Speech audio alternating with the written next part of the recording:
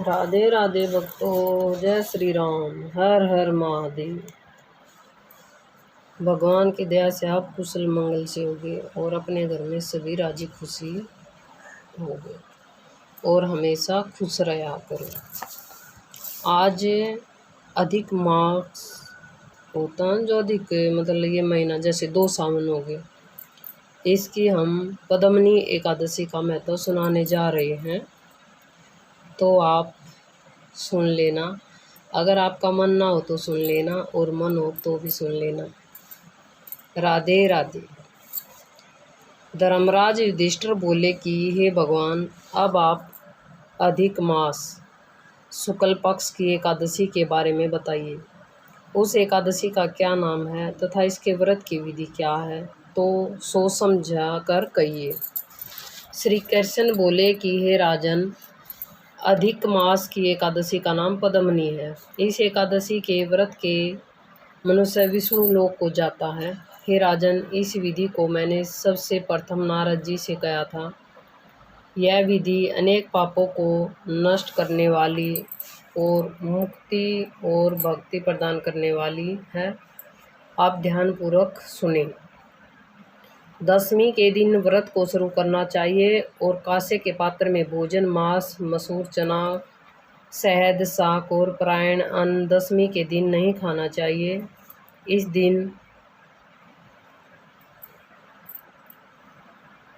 दिन भोजन करना चाहिए और नमक भी नहीं खाना। इस दिन भोजन नहीं करना चाहिए और नमक भी नहीं खाना चाहिए।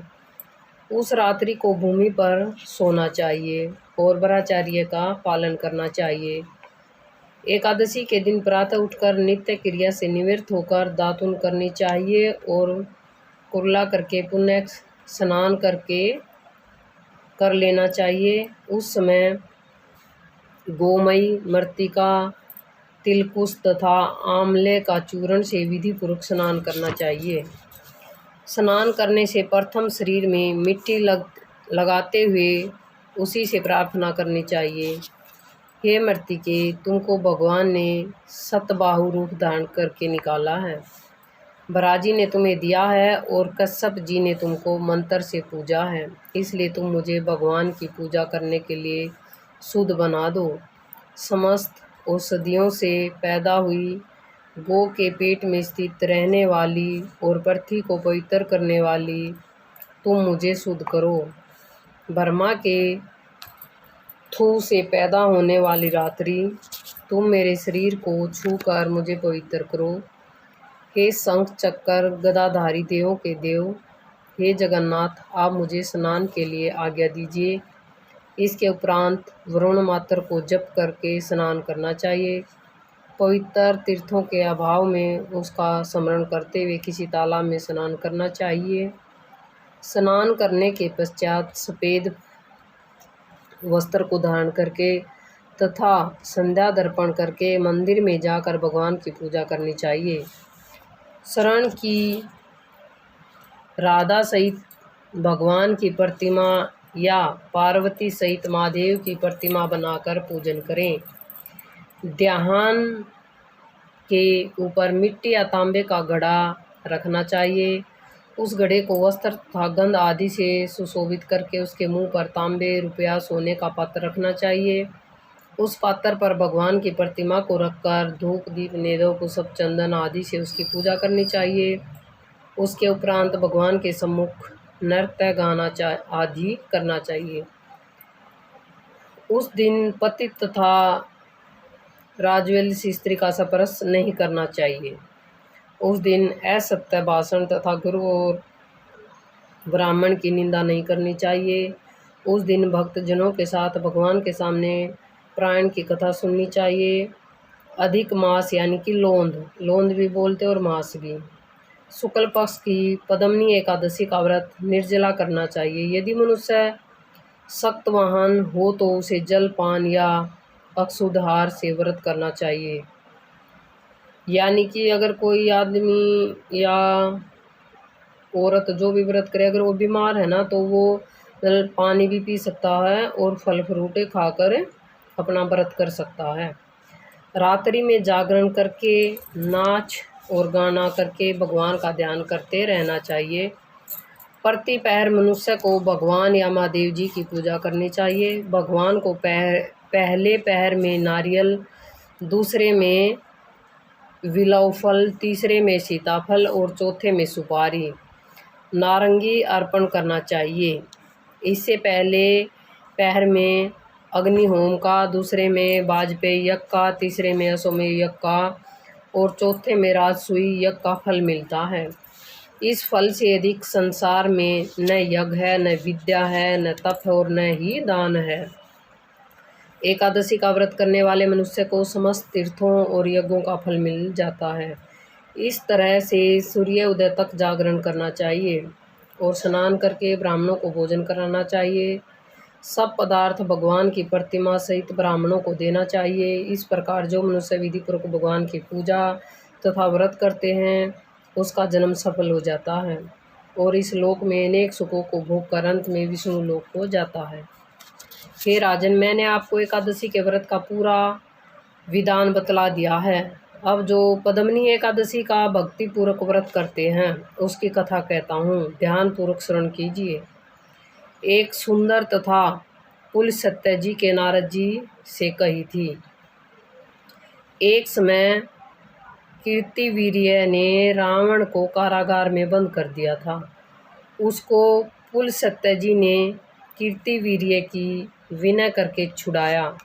इस घटना को सुनकर नारद जी ने पुल सत्यजी से पूछा कि हे महाराज, उस महावीर रावण जिसने समस्त देवताओं सहित देवराज इंद्र को जीत लिया था, उसको कीर्तिवीर्य ने किस प्रकार जीता, सो आप मुझसे समझाइए। इस पर पुल सत्यजी बोले कि हे नारद, आप पहले कीर्तिवीर्य की उन्नति सुनो। त्रेता युग में महिष्मती नाम की नगरी में उपकीर्तिवीर्य राजा राज्य करता था। उस राजा के 100 स्त्रियां थीं। उसमें से किसी एक की भी राज्यभार लेने वाला योग्य पुत्र नहीं था। उस राजा ने पुत्र की प्राप्ति के लिए यज्ञ किए, परंतु सब असफल रहे। अंत में वह तप के द्वारा ही सिद्धियों को प्राप्त जानकर तपस्या करने के लिए वन को चला गया। उसकी स्त्री हरिश्चंद्र जी की पुत्री प्रमदा वस्त्राभूषणों को त्याग कर अपने पति के साथ गंधमादन पर्वत पर चली गई। उस स्थान पर इन लोगों ने 10 सहस्त्र वर्ष तक तपस्या की, परंतु सिद्धि प्राप्ति न हो सकी। राजा के शरीर में केवल हड्डियां रह गई।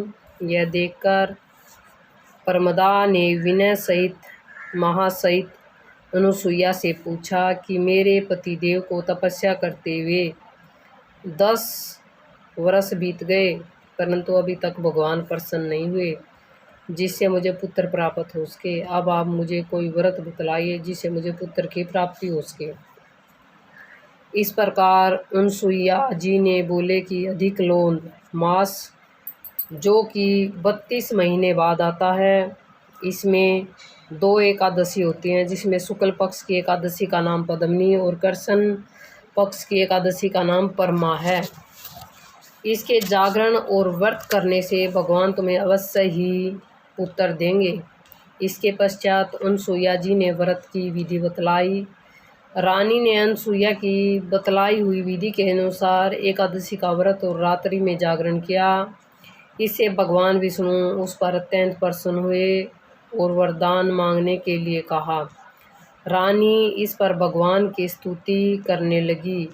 रानी ने कहा कि आप यह वरदान मेरे पति को दीजिए। प्रमदा का वचन सुनकर भगवान विष्णु बोले कि प्रेम दे, मलमास मुझे बहुत प्रिय है, जिसमें एकादशी का व्रत तथा रात्रि जागरण तुमने विधि पूर्वक किया है, इसलिए मैं तुम्हें बहुत प्रसन्न हूँ। इतना कहकर भगवान विष्णु राजा से बोले कि हे राजेंद्र, तुम अपनी इच्छा के अनुसार वर मांगो, क्योंकि तुम्हारी स्त्री ने मुझे प्रसन्न किया है। भगवान की सुंदर वाणी को सुनकर राजा बोले कि भगवान, आप मुझे सबसे श्रेष्ठ, सबके द्वारा पूजी तथा आपके अतिरिक्त देव दानव मनुष्य आदि से अजय उत्तम पुत्र दीजिए। भगवान उसे तदास्तु कहकर अंतर्ध्यान हो गए। वह दोनों अपने राज्य को वापिस आए। उन्हीं के वहाँ कीर्तिवान उत्पन्न हुआ, कार्तिक वीर्य उत्पन्न हुए थे। वह भगवान के अतिरिक्त सबसे अजय थे। इसी से उन्होंने रावण को जीत लिया था। यह सब पद्मिनी के व्रत का प्रभाव था। नारद जी से इतना कहकर कुल सत्य जी वहाँ से चले गए। भगवान बोले कि हे महाराज, यह मैंने अधिक मास की शुक्ल पक्ष की एकादशी का व्रत कहा है। जो मनुष्य इस व्रत को करता है विष्णु लोक को जाता है। बोलो ओम नमो भगवते वासुदेवाय नमः। इस दिन ओम नमो भगवते वासुदेवाय मंत्र का जाप करते रहना चाहिए। राधे राधे, राधे राधे। अब हम आरती करेंगे। ओम जय जगदी हरे स्वामी, जय जगदी हरे। भक्त जनों के संकट क्षण में दूर करे। जो धावे फल पावे, दुख मिन से मन का। सुख संपत्ति घर आवे, कष्ट मिटे तन का। ओम जय जगदीश हरे। मात पिता तुम मेरे, शरण कहूँ मैं किसकी। भमी शरण कहूँ मैं किसकी। तुम बिन और न दूजा, आस करूँ मैं जिसकी। ओम जय जगदीश हरे। तुम हो पूर्ण परमात्मा, तुम अंतर्यामी। परब्रह्मा परमेश्वर, तुम सबके स्वामी। ओम जय जगदीश हरे। तुम करुणा के सागर, तुम पालन करता। मैं मूरख खल कामी, कृपा करो भरता। ओम जय जगदीश हरे। तुम हो एक अगोचर, सबके प्राणपति। किस विध मिलूं दया में, तुमको मैं कुमति। ओम जय जगदीश हरे। दीन बंधु दुख हरता, तुम ठाकुर मेरे।